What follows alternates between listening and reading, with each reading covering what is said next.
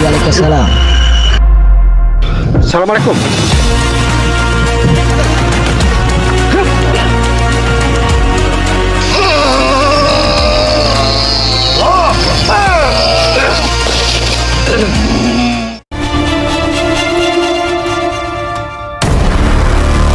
Assalamualaikum Baraya Kisah 2 Alam TV. Kali ini tim Kisah 2 Alam TV menelusuri tentang sejarah Prabu Wijaya Kusuma atau Sunan Cipancar. Kerajaan Kertahayu atau lebih populer dikenal dengan nama Kerajaan Galuh Pakuan. Kerajaan tersebut didirikan sekitar tahun 1415 Masehi di kawasan Gunung Porongbol Limbangan. Pada awalnya, kekuasaan kerajaan tersebut dipimpin oleh Prabu Liman Senjaya yang merupakan keturunan dari Prabu Siliwangi. Dan di kerajaan tersebut dahulu masih menganut ajaran Hindu-Buddha. Prabu Liman Senjaya sendiri mempunyai anak yang bernama Prabu Wijaya Kusuma yang kelak akan menggantikan tahta kerajaannya ketika dia sudah dewasa. Menurut cerita, masa kepemimpinan Prabu Liman Senjaya masih bersamaan dengan masa kehidupan Prabu Kian Santang. Dalam menyebarkan syariat Islam, Prabu Kian Santang berdakwah ke pesisir utara dan beliau sempat berdakwah di kerajaan yang dipimpin oleh Prabu Liman Senjaya. Saat Prabu Kian Santang tiba di keraton dan mencoba mengajarkan Islam di kerajaan tersebut, ternyata Raja Prabu Liman Senjaya sedang tidak ada di keraton. Tapi kehadiran Prabu Kian Santang disambut oleh Prabu Wijaya Kusuma, anak dari Prabu Liman Senjaya. Dan Prabu Wijaya Kusuma menyampaikan bahwa ayahnya sedang tidak ada di keraton, beliau sedang nyepi di Ringisat Salira dalam bahasa Sunda di Gunung Mandalawangi. Kemudian beliau menyuruh Prabu Wijaya Kusuma menyampaikan amanat beliau kepada Prabu Liman Senjaya untuk meninggalkan kepercayaan terdahulu dan mengganti dengan ajaran kepercayaan Islam. Sesampai di Gunung Mandalawangi, Prabu Wijaya Kusuma menyampaikan amanat dari Prabu Kian Santang kepada ayahnya. Namun sang ayah menolak untuk masuk Islam dengan alasan karena sudah terlalu tua untuk masuk ke dalam ajaran baru. Akan tetapi Prabu Liman Senjaya malah menyuruh anaknya untuk memeluk ajaran Islam. Dan sejak itu, di umur 15 tahun Prabu Wijaya Kusuma memeluk ajaran Islam dan menjadi pengikut Prabu Kian Santang. Ketika Prabu Wijaya Kusuma naik tahta sebagai raja menggantikan ayahnya, beliau juga menyebarkan ajaran Islam di wilayah-wilayah sekitar. Pada usia kurang lebih 50 tahun, Prabu Wijaya Kusuma mendapat undangan yang penting, rahasia dan sangat terbatas dari Sunan Gunung Jati.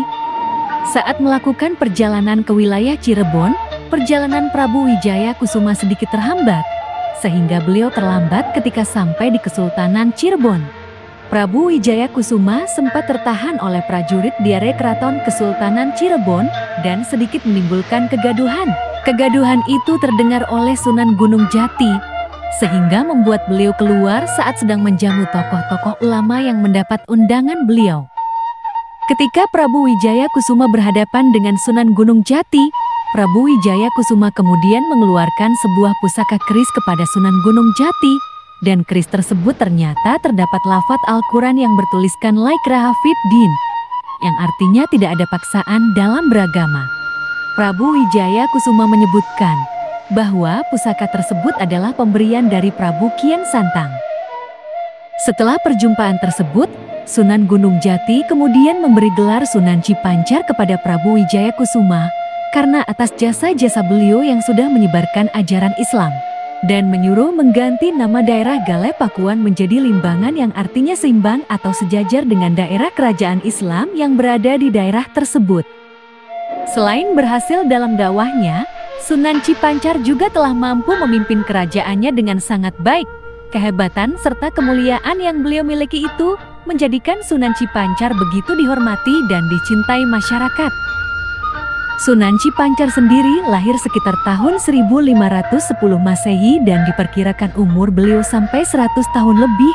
Sayangnya tidak ada data lisan maupun tertulis yang menyebutkan kapan beliau wafat.